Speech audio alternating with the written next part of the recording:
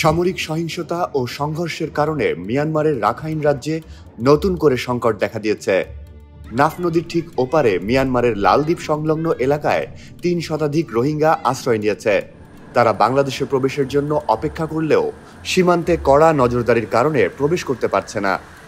মিয়ানমারে ২৮ ডিসেম্বর অনুষ্ঠেয় জাতীয় নির্বাচন সামনে রেখে সামরিক জান্তা রাখাইনে অভিযান জোরদার করেছে। আরাকান আর্মি এবং রোহিঙ্গা সশস্ত্র গোষ্ঠীগুলোর সঙ্গে ব্যাপক সংঘর্ষে তীব্র আতঙ্ক ছড়িয়েছে সীমান্তবর্তী গ্রামগুলোতে। উখিয়ার ২৭ নম্বর রোহিঙ্গা ক্যাম্পের নেতা মোহাম্মদ কামাল বলেন, প্রতিদিনই কিছু রোহিঙ্গা বিজিবির নজর এড়িয়ে ক্যাম্পে ঢুকে পড়ছে। তবে অন্তত ৩০০ জনের বেশি এখনো নদীর ওপারে আটকা পড়ে আছে। বিজিবি টেকনাফ ২ ব্যাটালিয়নের commander lieutenant colonel Ashikur Rahman বলেন, কঠোর নজরদারির কারণে অবৈধ সীমান্ত পারাপার রোধ করা যাচ্ছে। সমুদ্র উত্তাল থাকায় নৌকা প্রবেশ বন্ধ রয়েছে। এ কারণে রোহিঙ্গারা সীমান্তের ওপারে আটকা পড়ে থাকতে পারে।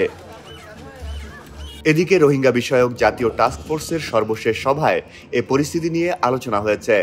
জাতিসংঘের খাদ্য সংস্থা WFP সতর্ক করেছে, রাখাইনে অচিরেই দুর্ভিক্ষ দেখা দিতে পারে, যা সংকট আরও বাড়িয়ে তুলবে। বর্তমানে কক্সবাজারে আশ্রিত রোহিঙ্গার সংখ্যা ১২ লাখ ছাড়িয়েছে। গত ১.৫ বছরে নতুন করে অন্তত ১.৫ লাখ রোহিঙ্গা বাংলাদেশে প্রবেশ করেছে।